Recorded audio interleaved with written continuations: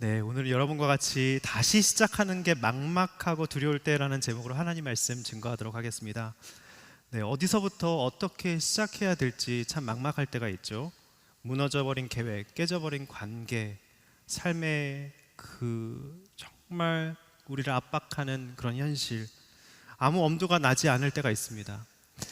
제 인생에서 중요했던 시작의 순간들을 한번 떠올려 봤습니다. 여러분도 한번 떠올려 보시기 바랍니다. 전역후 복학회 양자역학 수업 시간이었습니다. 근해 공식이 생각이 안 나는 거예요. 정말 지적 폭격을 교수님이 날리시는데 정말 다시 시작할 수 없어서 전과를 했습니다. 오펜하이머 보셨나요? 정말 천재더라고요. 네. 여자친구와 사귀다가 차인 적이 있습니다. 식음을 전폐했어요. 다시 시작할 용기가 나지 않았습니다. 그 여인이 저의 아내예요. 네. 교수 임용에 떨어졌을 때 가장 힘들었습니다. 사역을 다시 시작하게, 하나님의 은혜로 다시 시작하게 됐어요.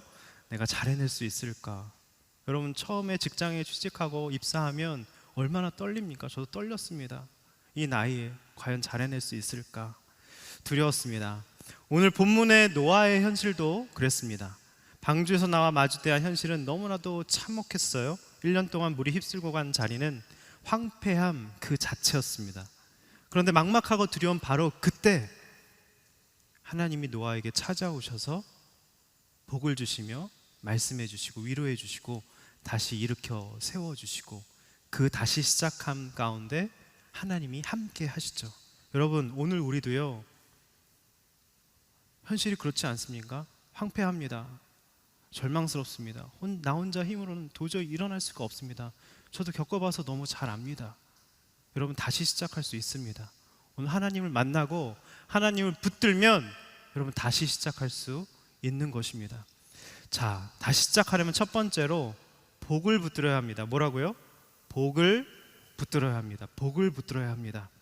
자, 1절 한번 읽어보겠습니다. 시작. 하나님께서 노아와 그의 아들들에게 복을 주시며 말씀하셨습니다. 자녀를 많이 낳고 번성해 땅에 가득하라. 자, 하나님이 노아에게 뭐를 주십니까? 복을 주십니다. 하나님이 주신 복이 무엇이었을까요? 우리는 복하면 자꾸 기복을 떠올립니다. 가인의 후손이 잘 먹고 잘 사는, 이 세상에 승승장구하고 성공하는 그런 복을 떠올리는 것이죠. 근데 여기서 복은요, 전혀 그런 뜻이 아닙니다. 네, 여기서 복은요, 히브리어 바라크예요. 엎드리다, 하나님께 무릎을 꿇다라는 뜻입니다. 무슨 뜻이에요? 하나님께 예배하는 복을 주셨다는 것입니다. 예배하는 복이죠. 자, 그런데 노아의 상황이 지금 어떻습니까? 어디서부터 뭘 어떻게 다시 시작해야 할지 막막한 상황입니다. 그럼 생각해 보세요. 1년 동안 홍수가 휩쓸고 지나갔습니다.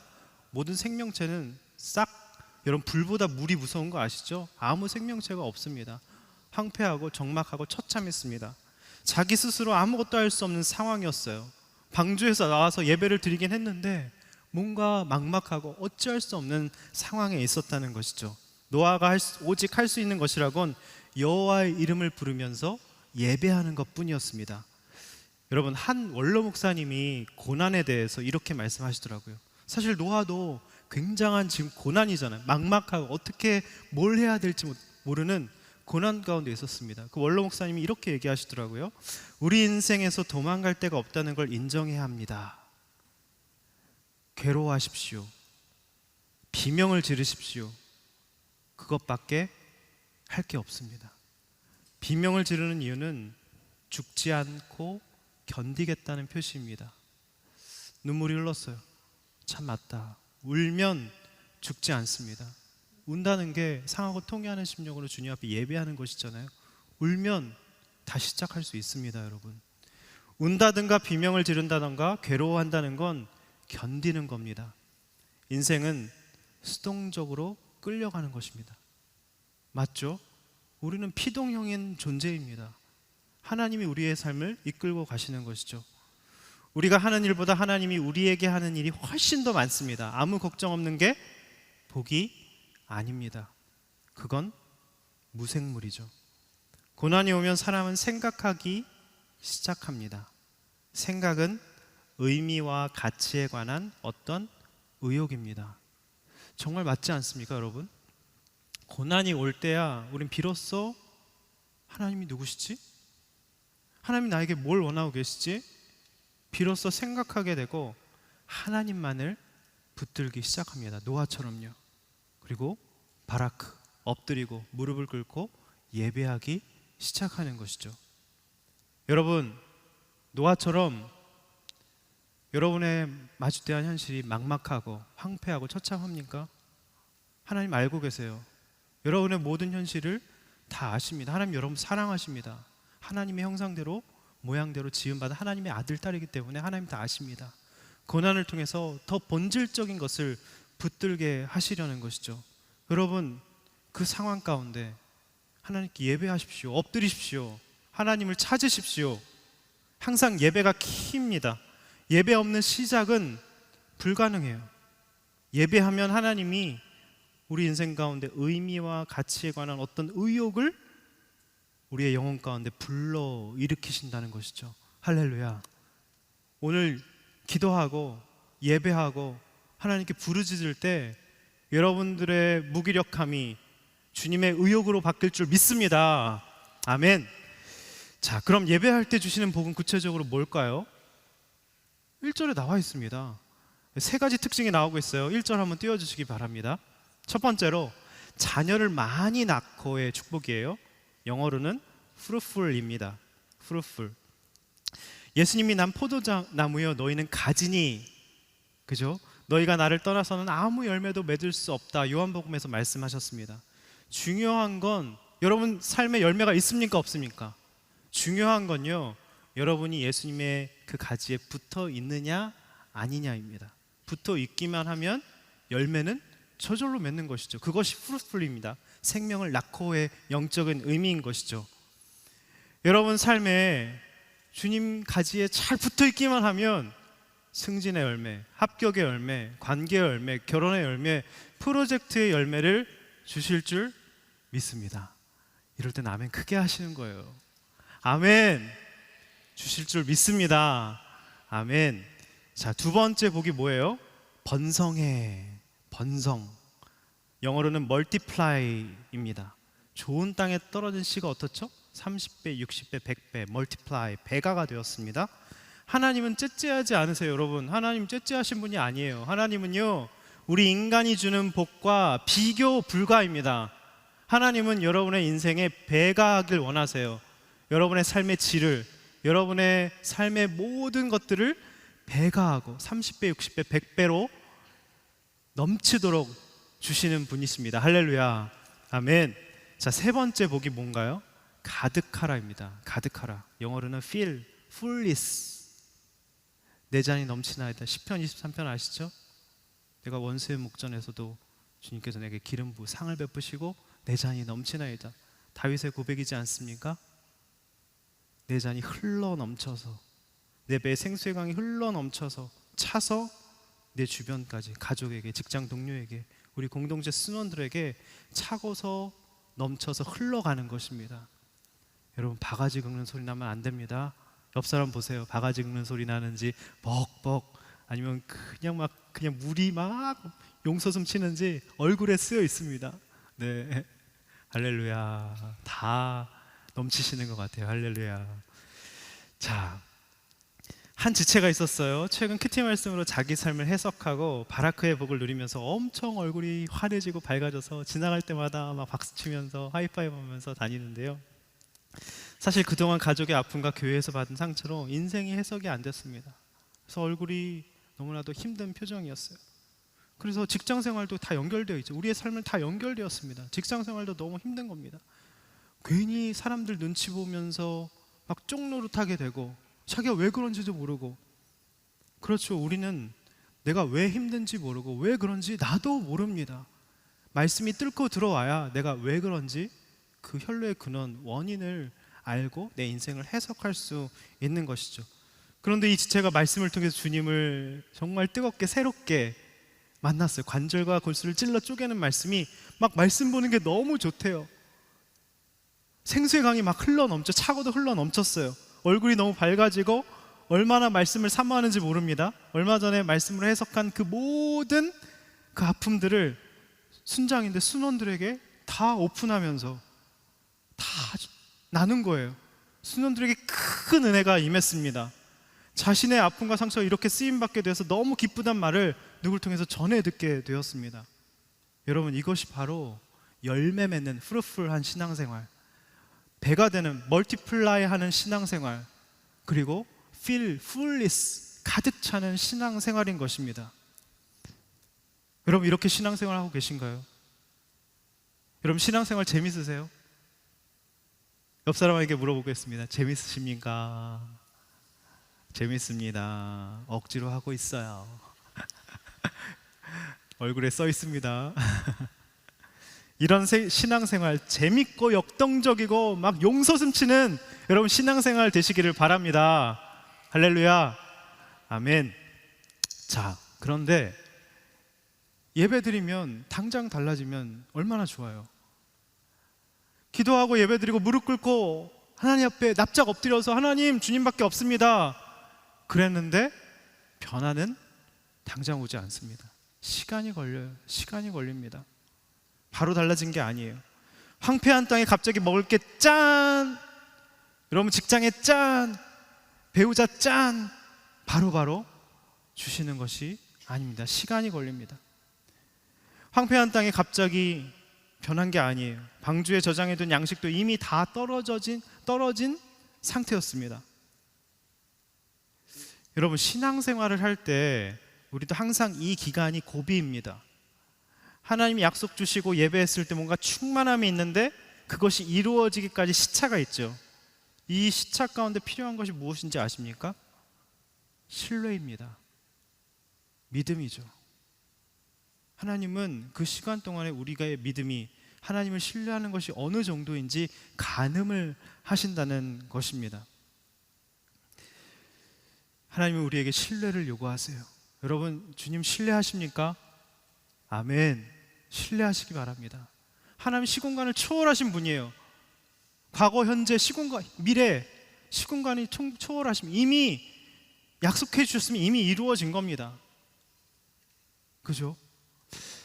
자, 그러면 하나님은 꿈에도 말씀해 보면 생각지 못한 정말 대안, 하나님의 때가 되면 엄청난 축복, 대안을 주시는데요.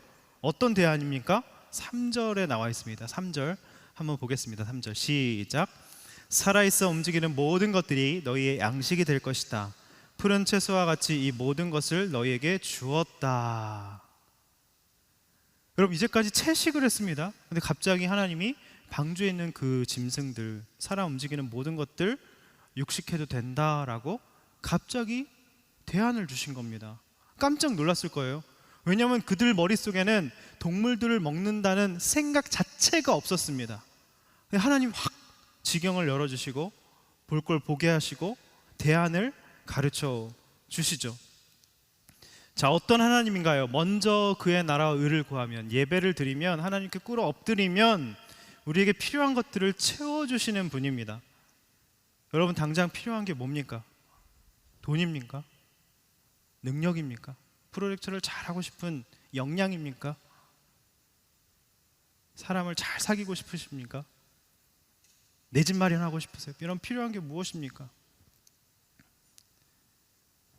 여러분, 먼저 그의 나라 예배 드리면요, 하나님이 필요한 것들, 육식, 대안까지 지금 다 내가 생각지도 못하는 그것으로 갑자기 어느 날 호련히 채워주신다는 것입니다. 믿으시기 바랍니다. 아멘. 자, 저는 묵상하면서 2절이 참 좋았어요. 2절, 다시 2절로 돌아가서 2절이 너무 좋았습니다. 너무 은혜 받았어요. 2절 한번 읽어보겠습니다. 시작. 땅의 모든 짐승들과 공중의 모든 새들과 땅에 기는 모든 것들과 바다의 모든 물고기들이 너희를 두려워하고 무서워할 것이다. 이것들을 너희 손에 준다. 어떤 하나님이에요? 지금 모든 생물들과 동물들에게 노아와 가족들을 두려워하게 하시고 무서움을 주시고 너희 손에 이것들을 준다라고 말씀하신 하나님이십니다. 하나님은요, 나의 필요를 채우시기 위해 내 주변에 두려움과 무서움까지도 불러일으키시는 분입니다. 나를 위해 나의 주변 환경까지도 모든 걸 통째로 바꿔버리시는 분입니다. 그래서 내게 필요한 것들을 내 손에 쥐어주시는 분이시죠. 여러분, 이것은 경험해 본 사람만이 압니다. 저는 경험해 봤어요. 나에게 나의 손에 필요한 것들로 채워주시고자 내가 하나님 마음에 합하면요, 모든 환경을 통째로 바꿔서 나를 위한 환경으로 만들어 버리십니다. 할렐루야. 경험해 보신 분 손? 네, 할렐루야. 네, 쑥스러워서 손 안 드신 거죠. 여러분, 반드시 경험해 보셔야 됩니다. 중요한 건 꿇어 엎드리고 예배하고, 그죠? 그것이 가장 중요한 것이죠. 여러분, 내가 스스로 노력하고 주위 환경을 얼마나 내가 바꿀 수 있겠습니까? 노력한다고. 우리는 사람 마음 하나조차 바꿀 수 없는 피조물에 불과한 진흙 같은 존재입니다. 여러분, 모든 환경을 쥐락펴락하시는 하나님께 잘 보이는 것이 훨씬 더 똑똑한 선택 아닙니까? 그죠? 예전엔 제가 참 똑똑하다고 생각을 했어요. 박사도 했고 성경도 열심히 하고 큐티도 열심히 했으니까. 근데 헛똑똑이었습니다. PhD가 뭐의 약자예요? 퍼머넌트 헤드 데미지. 정말 머리에 번개를 맞아가지고 헛똑똑입니다. 헛똑똑. 여러분, 참 똑똑이세요? 헛똑똑이세요? 내가 똑똑하다고 생각하는 사람이 가장 미련한 사람입니다. 할렐루야. 여러분, 참 똑똑해지시길 바랍니다. 옆 사람에게 한번 물어보세요. 헛똑똑이세요? 참 똑똑이세요? 자, 첫 번째 적용 질문 드리겠습니다. 내가 마주대하고 있는 참혹한 현실은 여러분 무엇입니까? 한번 생각해 보시고, 노아의 현실과도 같은 황폐함, 참혹함, 절망감, 무기력감, 뭔가 다시 시작할 엄두가 나지 않는 그런 현실이 무엇입니까? 그때 우리가 무엇을 해야 되죠? 다시 시작하기 위해선 복을 받아야 돼요. 하나님이 복을 주시는데 그 복은 기복이 아니야, 가인의 후손이 받은 복이 아닌 바라크의 복, 엎드리는 복, 예배하는 복입니다. 그 복을 붙드셔야 됩니다. 열매 맺고 배가 되고 넘치는 신앙생활을 여러분 하셔야 돼요. 예배 드릴 때 이게 저절로 된다는 것이죠. 하나님이 내 손에 필요한 것들을 쥐어주시는, 내 손에 쥐어주시는 분이라는 것을 여러분 체험적으로 경험하셔야 됩니다. 할렐루야. 이것을 반드시 경험해 보시기를 바랍니다. 자, 두 번째입니다. 다시 시작하려면 첫 번째는 뭐였죠? 복을 붙들어야 합니다. 두 번째는요, 피 흘림을 붙들어야 합니다. 피 흘림을 붙들어야 합니다. 이게 무슨 뜻일까요? 자, 4절 한번 읽어보겠습니다. 4절 시작. 그러나 고기를 피가 있는 채로 먹어서는 안 된다. 피에는 생명이 있다. 자, 육식이 허용되면서 필연적인 문제가 발생했습니다. 무슨 문제입니까? 피 흘림의 문제예요. 동물을, 고기를 얻으려면 피를 흘려야 되지 않습니까? 피를 흘리면 그 생명이 죽죠. 생명을 앗아가게 되는 것이죠. 노아와 식구들이 생명을 유지하기 위해서는 어쩔 수 없이 무고한 생명을 죽여야 했던 것이죠. 이제까지 노아의 방주에서 동고동락하는 그 양과 염소와 기린과 하마, 이 모든 동물들을 친구처럼 지냈을 거예요. 서로 교통하고 교감하면서. 그 당시 무서워서 도망가지 않았으니까. 근데 나왔는데 무서워서 슬슬 피하기 시작하는데 나의 유익을, 내가 살기 위해선 그들을 죽여야 되지 않습니까? 피 흘림이 있어야 되지 않습니까? 너무 마음이 아팠을 것 같아요. 근데 그 피 흘림을 허락한 분이 누구입니까? 하나님이십니다. 하나님. 허용하신 이유가 뭘까요? 왜 허용하셨을까요? 짠 하고 채소 주시면 되잖아요. 애따 채소 먹어라. 근데 그렇게 하지 않으시고 왜 육식을 허용하시면서 피 흘려서는 안 된다, 피째 먹지 말라, 피에 생명이 있다, 왜 이런 사실을 알려주신 걸까요? 여러분, 하나님은요, 우리에게 뭔가를 허락하시고 허용하시면서 그 안에 정말 중요한 의미를 담으십니다. 부모들이 자녀들에게 뭔가 중요한 걸 주면서 거기 의미를 담잖아요. 그죠? 그런 것처럼 예를 들어 결혼이라는 성적 연합, 창세기 2장 3장에 나오죠. 서로 벌거벗었으나 부끄러워하지 않더라. 서로 한 몸이 돼서 연합할 수 있는 성이라는 축복을 주셨어요. 근데 그것을 허용하시면서 어떤 의미를 거기다 담으셨습니까? 여자의 후손을 통해 메시아가 올 것이라고 하셨죠. 놀랍죠? 우리들의 일상, 먹고 마시고 하는 일상, 또 부부 생활하는 이런 모든 것 가운데 하나님은 의미를 담으십니다. 여러분, 그래서요, 결혼은 대단한 일입니다. 함부로 하시면 안 됩니다. 결혼의 목적은 행복이 아닙니다. 결혼의 목적은 메시아를 낳기 위해서, 구원 때문에 하는 것이 결혼입니다.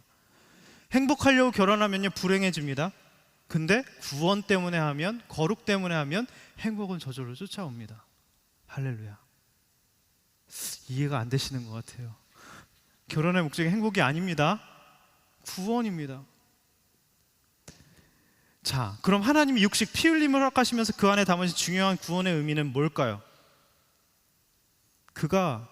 그거는 노아가 피 흘림을 택한 동물과도 연관이 있습니다. 어떤 동물을 그 노아의 방주 안에서 택했을까요? 노아는 선조로부터 피 흘림에 대해서 전해 들은 얘기가 있었습니다. 아담과 하와가 선악과를 먹고 범죄했을 때 어떻게 했죠? 하나님이 가죽옷, 양의 피를 잡아서 피를 흘린 그 가죽옷을 벌거벗음을 가리워 주셨죠. 양입니다. 그리고 아벨의 그 첫 새끼를 그 기름으로 드렸던 아벨의 얘기를 들었을 겁니다. 아, 피 흘리면 이런 의미가 있구나. 내가 어린 양을 잡아야겠다 하면서 노아의 방주에 들어가서 어린 양을 끌고 왔을 겁니다. 생각해 보십시오. 제단 위에 어린 양을 눕히는 동안 양은 전혀 반항하지 않습니다. 염소는요, 막 발광을 하는데요, 염소는 순한 양처럼, 도살장에 끌려가는 양처럼 예수님이 그렇게 끌려가셨다고 하셨잖아요. 양은요, 반항을 하죠. 용감한 동물입니다, 양은.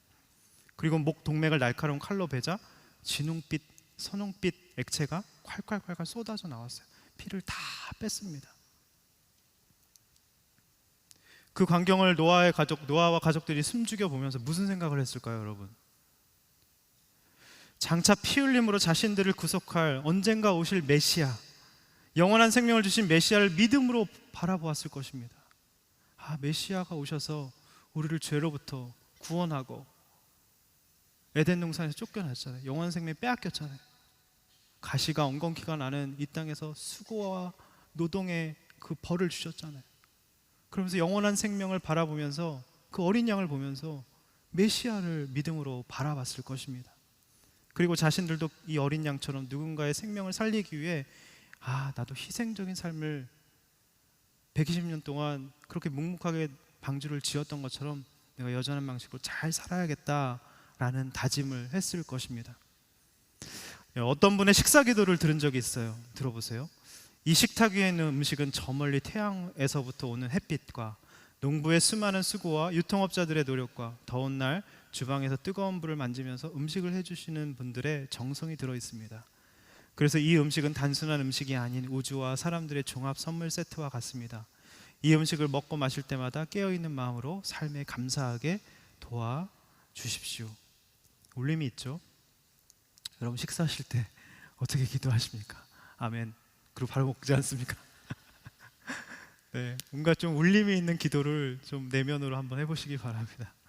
식탁 위 음식에도 이렇게 감사하는데 나의 죄를 위해서 피 흘려 죽으신 어린 양 예수님에게는 우리가 얼마나 더 감사해야 합니까? 그죠?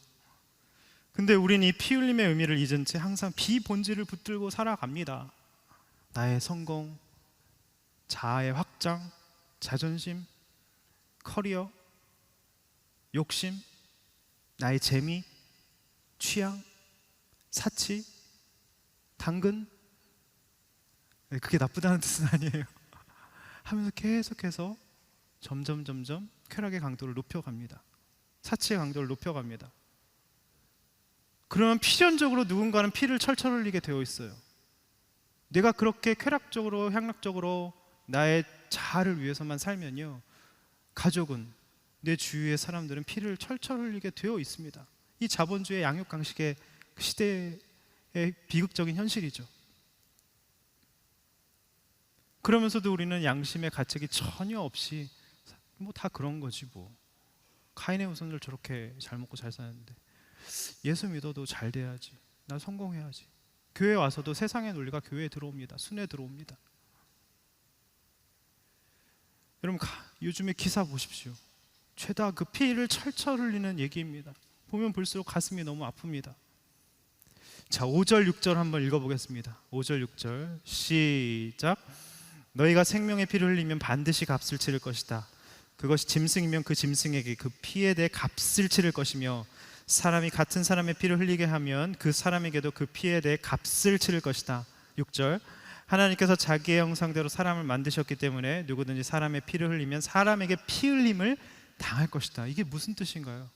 제가 강조해서 읽은 부분이 있죠. 값을 치를 것이다. 피를 철철 흘리게 하면 값을 치를 것이다. 값을 치를 것이다. 값을 치를 것이다. 3번이나 분명히 말씀하시죠. 근데 여러분, 우리가 이 말씀 보면서 나는 살인자 아니고, 나는 생명을 함부로 해하지도 않고, 나는 이 말씀 상관없어. 여러분, 큐티는요, 말씀을 나에게 주시는 음성으로 듣는 것입니다. 바리새인 얘기 나오면 저 바리새인, 이것은 올바른 태도가 아닌 것이죠. 여러분, 형제를 미워하는 자마다 예수님께서 살인하는 자라고 하셨습니다. 요한일서에도 그렇게 나오죠. 누구도 이 말씀에서 피해갈 수 없습니다. 하나님의 형상대로 지어진 사람을 향해 말로 상처 주고, 인격을 모독하고, 험담하고, 뒷말을 만들어내고, 악플을 달고, 갑질하고, 묵묵부답하면서 사람을 슬슬 열받게 만들고, 무시하고, 이런 모든 것, 말 함부로 반말 찍찍하고, 이런 모든 것들 다 다른 사람의 피를 철철 흘리게 하는 마음의 상처로 다가오잖아요. 똑같은 것입니다. 살인인 것입니다. 제가 기억에 남는 가정 예배가 있습니다. 창세기 본문이었어요. 야곱이 애굽에 가는 걸 두려워하자 하나님이 나타나셔서 애굽에 가는 걸 두려워하지 말라. 내가 너와 함께한다. 두려워하지 말라. 내가 거기서 너로 큰 민족을 이루게 하겠다. 왜냐하면 예전에 한 번 가서 크게 경을 치렀잖아요. 그러니까 야곱이 이번에 제대로 물론 요셉이 있지만 하나님께 희생제사 드리고 가야 되는지 말아야 되는지 제대로 한번 물어본 겁니다. 하나님께 이런 확답을 받았습니다. 이 말씀으로 이제 아빠부터 이제 기도를 한 겁니다. 제가 이렇게 기도했어요. 하나님, 제 상황이 야곱의 상황과 같습니다. 이러지도 못하고 저러지도 못하고 두렵습니다. 갈 바를 알지 못합니다. 제 삶을 인도해 주세요. 그때가 실직 기간이었습니다. 사실 그때 인생을 다 산 사람처럼 집안의 공기를 무겁게 만들고, 그런 거 있잖아요. 왠지 저 사람이랑 있으면 뭔가 불편해. 그리고 집안의 공기를 무겁게 만드는 그 누군가 때문에 우리 가정은 항상 힘들잖아요. 그게 저였습니다. 창피하네요. 네. 피해의식에 가득 차서, 그죠? 가족들 피를 철철 흘리게 하고 있을 때였습니다. 그런데 딸들이 그런 아빠를 위해 이렇게 기도해 줬습니다. 하나님, 되게 시크하게 기도를 해서, 하나님, 아빠가 하고 싶은 일, 기뻐하는 일을 찾게 해주세요. 목회가 아빠 기뻐하는 일이 아닌 것처럼 보였나 봐요. 아내는 그런 저를 보면서 잔소리 하나 하지 않고 믿어주고 기다려줬어요. 부모님은요, 건강이 굉장히 안 좋으셨는데 사실 금식하면 안 됩니다. 생명이 위독해질 정도셨어요. 근데 저를 위해서 3일 금식이다 완전 생으로 해주셨습니다.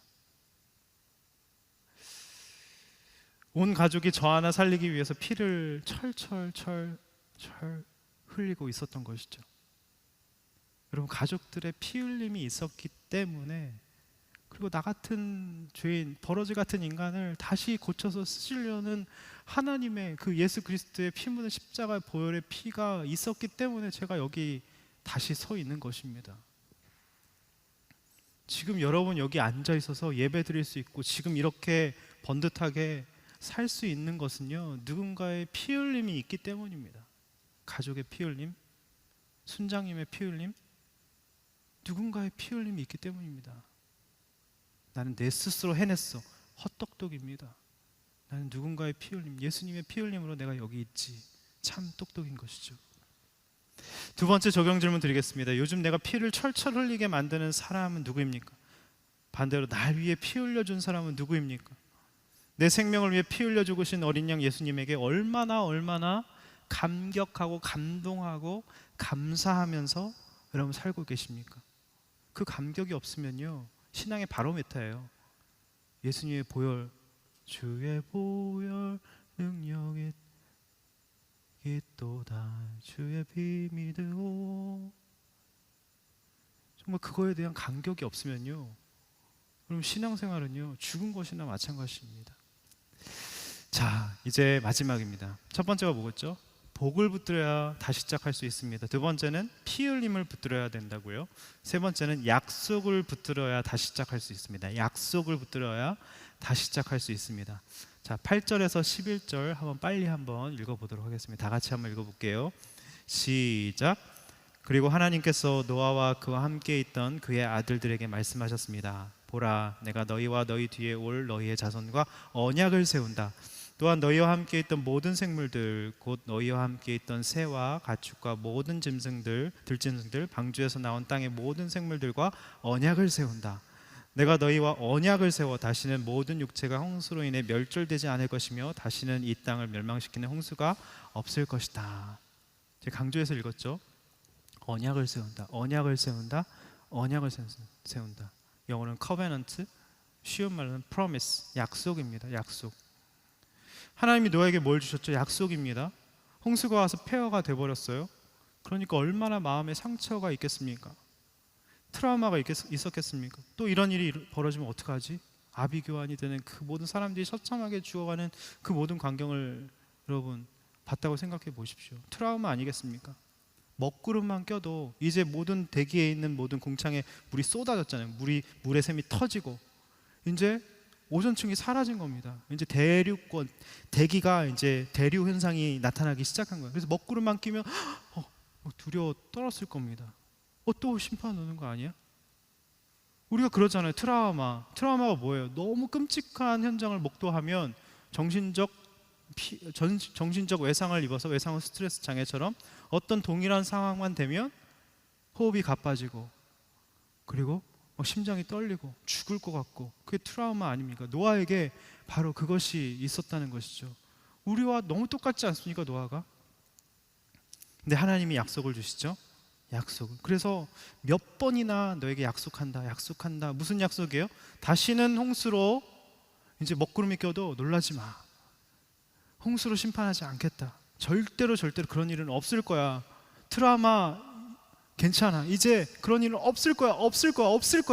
몇 번이나 강조하는 것이죠. 한번 옆에 성경책을 한번 펴보십시오. 9절에도 10절에도 언약을 세운다. 11절에도 언약을 세워. 12절에도 언약의 증표다. 13절에도 언약의 표시다. 15절 16절에도 언약을 기억하겠다. 17절에도 언약의 표시다.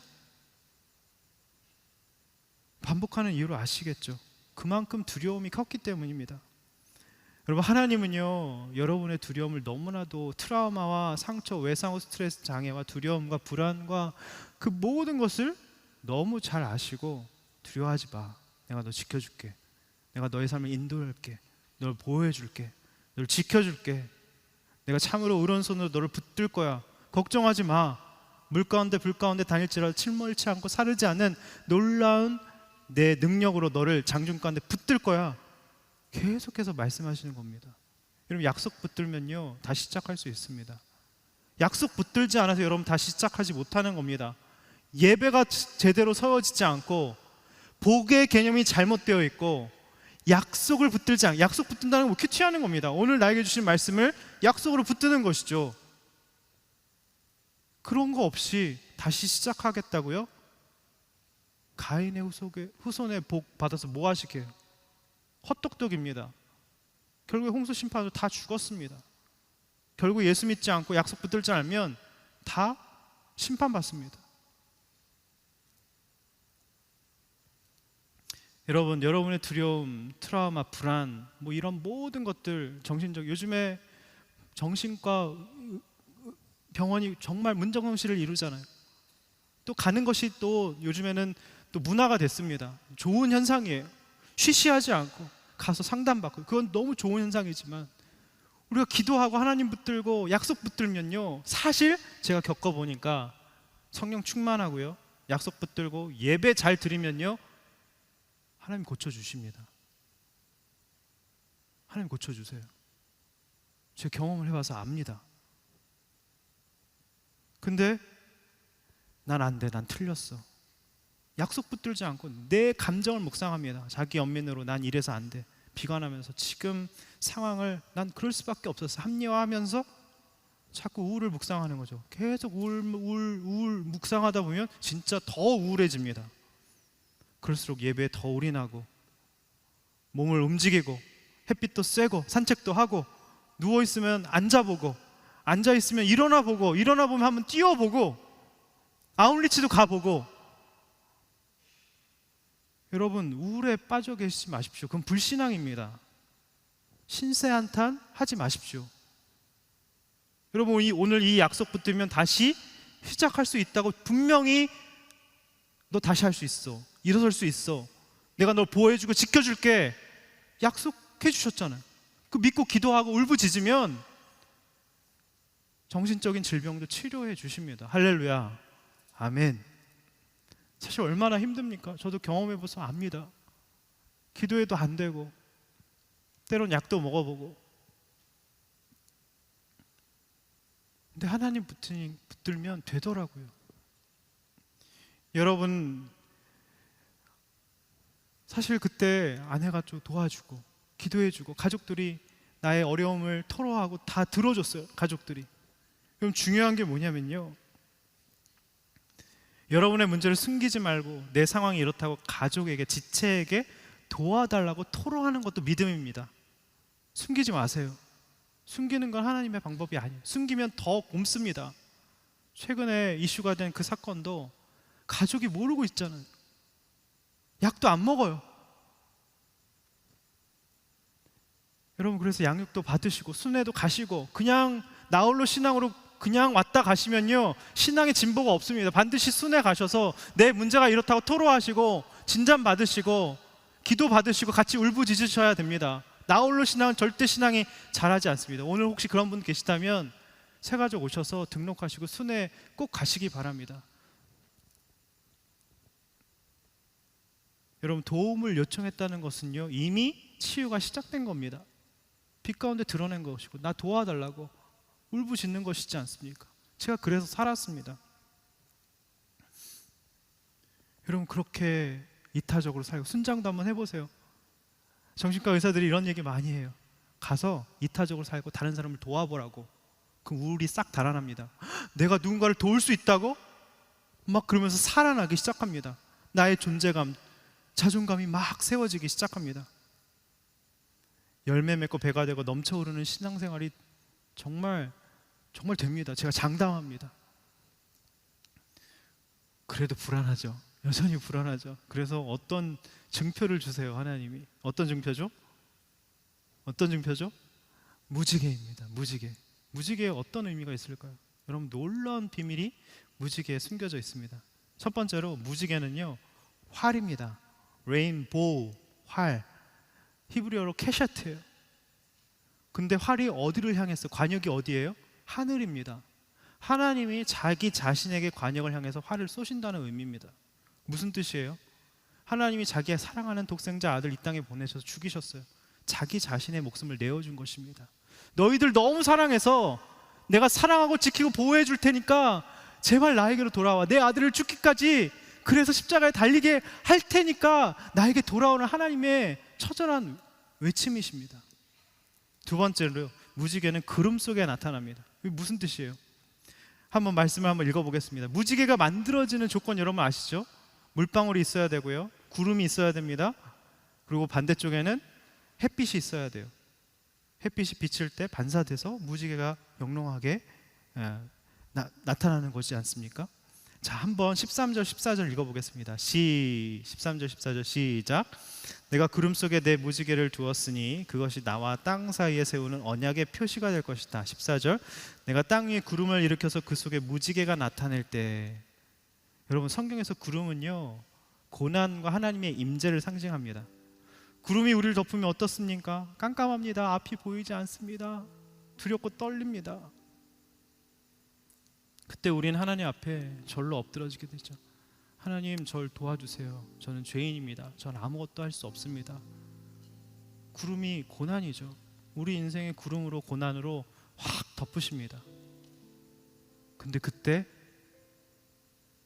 하나님이 우리를 말씀으로 관절과 골수를 찔러 쪼개는 비치신 말씀으로 환하게 확 비치십니다. 그럼 그때 무지개가 영롱하게 빛나는 것이죠. 한번 14절 띄워주시기 바랍니다. 여러분, 우리 인생 가운데 구름을 일으키는, 고난을 일으키는 분이 누구라고 하십니까? 14절 띄워주시기 바랍니다. 내가 땅 위에 구름을 일으켜서, 누구예요? 주체가? 우리의 인생 가운데 고난으로 덮으시는 주체가 누구십니까? 하나님이 여러분 인생 가운데 고난을 주신다고 하십니다.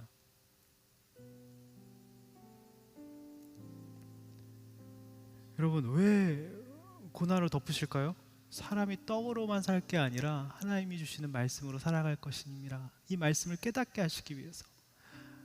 내 인생의 구름으로 고난을 주셨지만 하나님이 빛이 필요한 것이구나, 하나님의 말씀으로 살아가야 진짜 사람이구나, 진짜 생명이 되는 거구나, 그러면서 하나님만 붙들 때 영롱한 무지개가 빛나는 것이죠. 13절 다 같이 마지막으로 읽겠습니다. 13절 시작.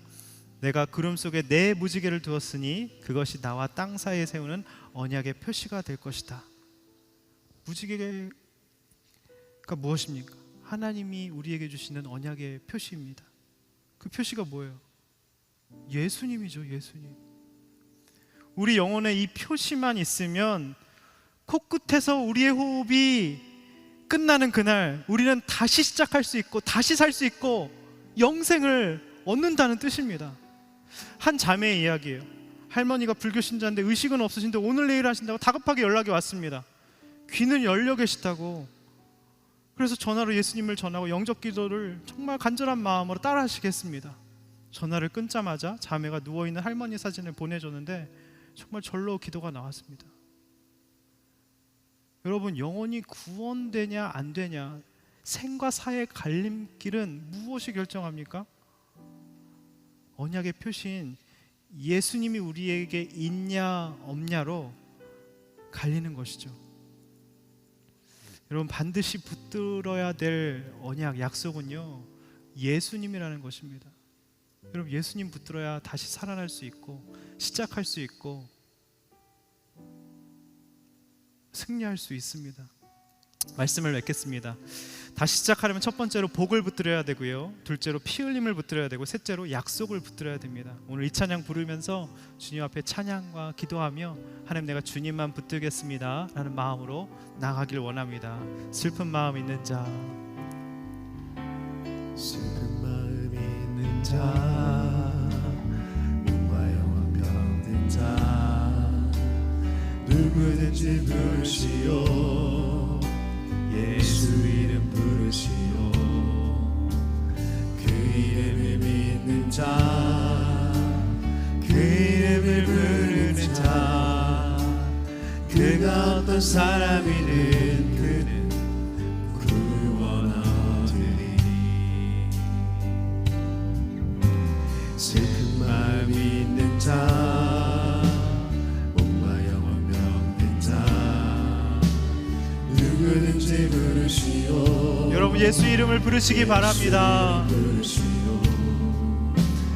그 이름을 믿는 자, 그 이름을 부르는 자, 그가 어떤 사람이든 그는 구원 얻으리니. 예수, 예수, 예수, 예수, 오 능력의 그 이름 예수, 나 외쳐 부르네. 예수, 예수, 오 능력의 그 이름 예수, 나 외쳐 부르네.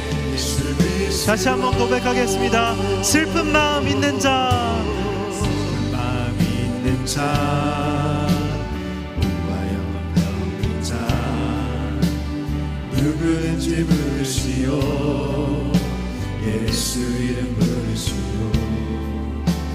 그 이름을 믿는 자, 그 이름을 부르는 여러분, 자, 예수 이름을 부릅시다. 그가 어떤 사람 예수 이름을 불러야만 다시 시작할 수 있습니다. 슬픈 마음 있는 자, 슬픈 마음이 하나님 제가 슬픕니다. 몸과 영혼이 병들었습니다. 하나님 노아처럼 이 시간 주님의 이름만 간절히 부릅니다. 하나님 예수 이름만이 나의 힘이요 능력입니다. 나를 새롭게 하여 주시옵소서. 주의 이름만 믿고 따르기를 원합니다. 예수 예수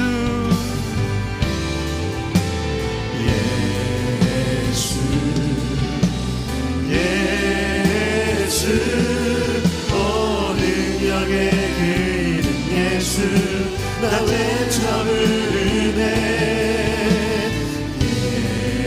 예수 예수 오 능력의 그 이름 예수 나 외쳐 부르네 예수 그리스도. 우리 이 시간 기도하기 원합니다. 여러분 다시 시작하기가 막막하십니까? 절망스러우십니까? 여러분 마주대한 현실이 황폐하고 처참합니까? 저도 그랬습니다.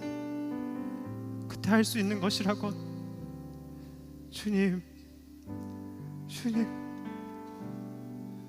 도와주세요. 나를 붙들어주세요. 저는 주님 아니면 다시 일어설 수 없습니다. 우울과 절망 가운데 죽어갈 수밖에 없는 버러지 같은 인생입니다. 그때 하나님이 찾아오셔서 복을 빌어주시며 내가 너에게 복을 주겠다. 생육하고 번성하고 충만, 열매 맺는 삶, 정말 배가가 되는 삶, 정말 넘쳐흐르는 가득 채우는 주님의 그 삶을 너에게 주겠다고 오늘 주님이 말씀하십니다. 여러분 영혼이 피폐해 계십니까? 오늘 넘쳐흐르는 기쁨과 용기와 충만함과 담대함과 평강을 부어주시겠다고 말씀하십니다. 다시 일어날 수 있는 힘을 허락하여 주시옵소서. 능력과 힘과 주님이 함께 하시는 놀라운 임재의 축복을 우리 가운데 허락하여 달라고, 나의 가운데 허락해 달라고 이 시간 주여 한 마음으로 기도하겠습니다. 주여, 하나님 우리 사랑하는 청년들에게 오늘 다시 시작할 힘이 없어 널브러져 있고 하나님 정말 처참하게 황망하게 하나님 모든 것을 쓸어버리는 그 환경 가운데 낭망하고 두려워 떨고 있다면 주님 오늘 성령께서 뚫고 들어가셔서 내가 너와 함께한다 말씀해 주시고 하나님 새로운 힘과 능력을 하나님 불러일으켜 주시옵소서. 하나님 우리의 현실은 내곡하고 황폐하지만 하나님 주님 오늘 복을 붙들어야만 다시 일어설 수 있고 다시 살 수 있다고 하셨는데 하나님 우리가 하나님 예배하는 복 바라크의 복 하나님만 붙들겠습니다. 하나님 고난 가운데 하나님 의미와 가치에 관한 하나님 의욕을 주시고 하나님 주님만 붙들 수 있는 하나님 그런 처절한 마음과 상하고 통회하는 그런 처절한 마음 간절한 마음을 우리 가운데 허락하여 주시옵소서. 하나님 생육하고 번성하고 가득한 하나님 열매 맺는 신앙생활이 될 수 있도록 주님 인도하여 주시옵소서. 당장 환경이 변하지 않더라도 하나님 그 고비의 순간에 주의 신뢰 주님만을 신뢰하고 믿음을 붙들고 하나님 우리가 당당히 설 수 있도록 우리 가운데 믿음을 허락하여 주시옵소서. 우리 가운데 태안을 허락해 주시고 우리의 모든 필요를 아닙니다. 하나님 채워주시옵소서. 태안을 주시고 하나님 필요한 돈도 주시고 하나님 물질도 주시고 하나님 지혜와 능력과 하나님 놀라운 주님의 하늘 양식과 기름진 복으로 우리를 채워 주시옵소서. 하나님 나를 피로를 채워주시기 위해서 주변의 모든 하나님 두려움과 무서움까지도 불러일으키시는 하나님 높고 영화로우시는 능력 많으신 주님이라는 것을 우리가 붙들 수 있도록 주님 인도하여 주시옵소서. 하나님 우리가 헛똑똑한 게 아니라 참으로 똑똑한 인생 되게 하여 주시옵소서. 사람의 마음을 하나도 바꿀 수 없는 진흙과 같은 하나님 버러지 같은 인생일지인데 우리가 하나님만 붙들며 나아가는 인생 될 수 있도록 인도하여 주시옵소서. 하나님 우리가 마주대하는 이 참혹한 현실 가운데 하나님 바라크의 복, 예배의 복을 붙들게 하여 주시고 열매 맺고 배가 되고 넘치는 신앙생활을 할 수 있는 우리의 인생이 될 수 있도록 주님이 인도하여 주시옵소서. 하나님, 우리가 피 흘리고 있는 하나님 모든 것들 주님 불쌍히 여겨 주시옵소서. 하나님,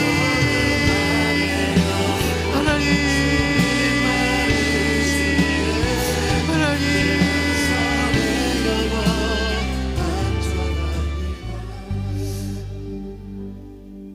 우리가 이 시간 회개하기 원합니다.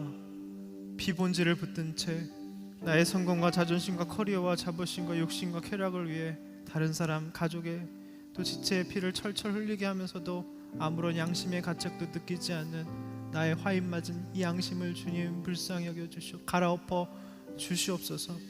주님, 우리가 사람을 피를 흘리게 하는 우리의 모든 못된 고약한 본성, 못된 습성 고쳐주시옵소서. 말로 상처 주고 인격을 모독하고 험담하고 악플 달고 뒷말을 만들고 갑질하고 묵묵부답으로 무시하는 나의 못된 성품 고쳐주시옵소서. 이 시간 회개합니다. 나 같은 자를 위해서 이 땅에 오셔서 피 흘려 죽으신 주님, 그 피 흘림만 생각하면 눈물이 납니다. 하나님 구원의 감격과 하나님 그 피 흘림의 보배로운 피의 의미가 새로워지는 하나님 우리의 신앙생활이 될 수 있도록 인도하여 주시옵소서. 다 같이 회개하며 주여 한 번으로 기도하겠습니다. 주여, 하나님 이 시간 회개합니다. 하나님 나의 묵묵부답하고 하나님 사람을 무시하고 나만 생각하는 이 자존적인 교만과 교만함들 하나님 이 시간 회개합니다. 사람의 피를 철철 흘리게 만들면서도 아무런 가책도 느끼지 않았던 나의 모든 합리화와 하나님 피해 의식과 하나님 묵묵부답하는 사람을 하나님 상처 주는 모든 것들 이 시간 회개합니다. 비본질을 붙들며 욕심과 쾌락과 자부심과 커리와 자존심을 향해 나아갔던 나의 모든 잘못된 행위와 잘못된 본성과 습성과 이기적인 나심과 고집을 주님 앞에 회개합니다. 우리를 불쌍히 여겨 주시옵소서. 우리를 불쌍히 여겨 주시옵소서. 나를 불쌍히 여겨 주시옵소서. 나를 긍휼히 여겨 주시옵소서. 주님 불쌍히 여겨 주시옵소서. 주님,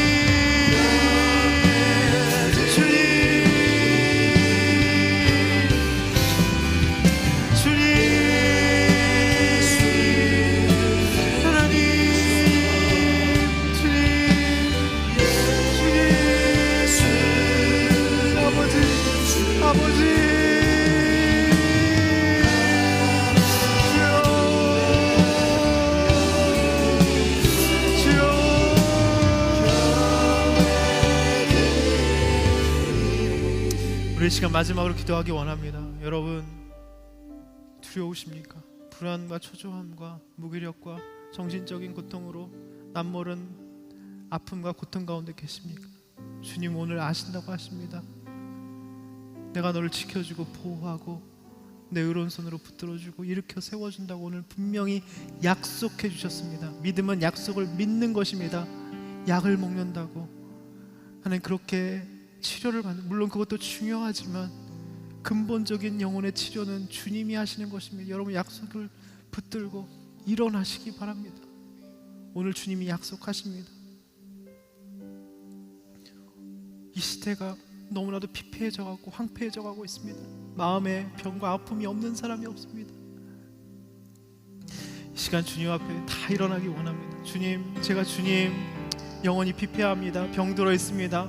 헛똑똑으로 그렇게 잘난 줄 알고 살고 있는데 주님, 그래서 내 영혼이 병들어 가는지도 모르고 그렇게 야망과 성공을 위해서 달려가지만 가인의 후손의 삶을 부러워하면서 그렇게 살아가고 있습니다. 그러니 내 삶이 피폐해져 가고 있고 마음이 병들어 가고 있습니다. 오늘 약속을 붙들기를 원합니다. 주님의 신실한 약속을 붙들기를 원합니다.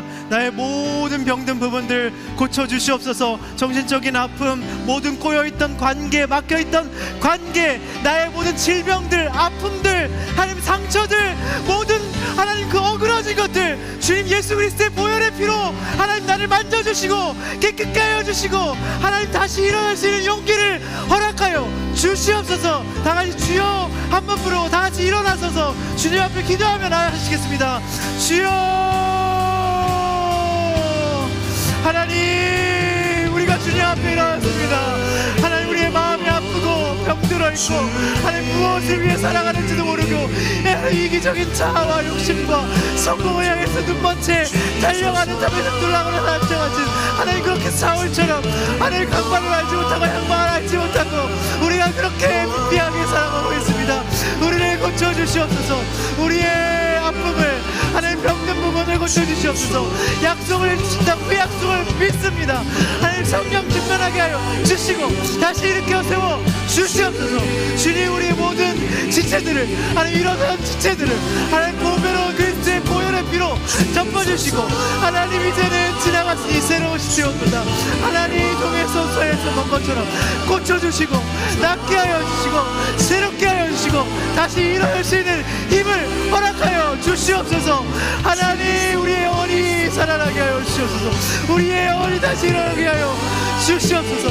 무지개 약속 붙들게 하여 주시고 하나님, 어떤 고난이 와도 어려움이 와도 그 영롱한 하나님 말씀을 붙들겠습니다. 무지개 약속 예수님을 붙들며 하나님, 그렇게 우리에게 주어진 삶의 현실을 다시 일어서며 하나님, 충실히 사랑하겠습니다. 우리가 그렇게 사랑하겠습니다. 우리가 그렇게 주님 앞에 사랑하겠습니다. 우리가 그렇게 주님을 붙들고 사랑하겠습니다. 우리를 고쳐주시고 우리를 다시 일으켜 세워주시고 주님의 의로운 오른손으로 주의 상중의 손으로 우리를 붙들어 주시옵소서.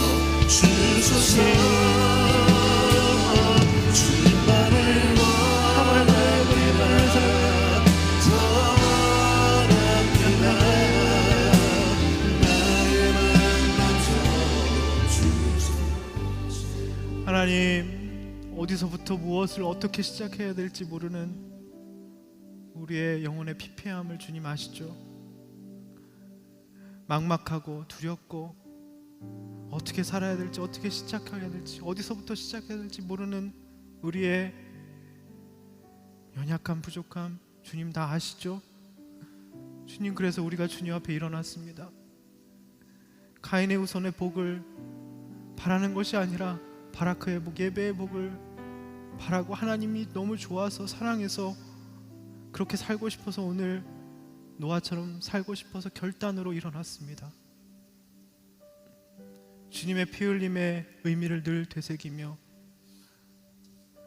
내가 무의식 가운데 은연중에 남의 피를 철철 흘리게 하는 인생이 아니라 주님 뜻대로 살기로 작정만 하면 대안을 주시고 육식을 허락하시며 두려움과 무서움까지 사용하셔서 내 모든 필요를 당장, 물론 시간이 걸리지만 채워주시는 분임을 믿습니다.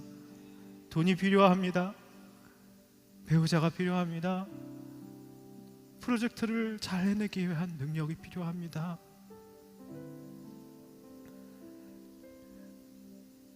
대화의 기술도 필요하고 사람의 감정을 헤아리는 능력도 필요합니다. 우리 가운데 허락하여 주시옵소서. 하나님, 우리가 약속을 붙들기를 원합니다. 내 능력과 내 지혜와 그것을 붙드는 것이 헛똑똑이라고 오늘 말씀해 주시는데 그 약속을 붙들고 때로는 구름이 고난이 찾아올지라도 그 가운데 신실한 주의 말씀을 의지하며 영롱한 무지개 그 예수님을 붙들며 그렇게 주님을 쫓는 인생 될 수 있도록 인도하여 주시옵소서. 하나님, 이 시간 부족한 종이 오늘 일어난 모든 지체들을 위해서 보혈의 피로 안수합니다.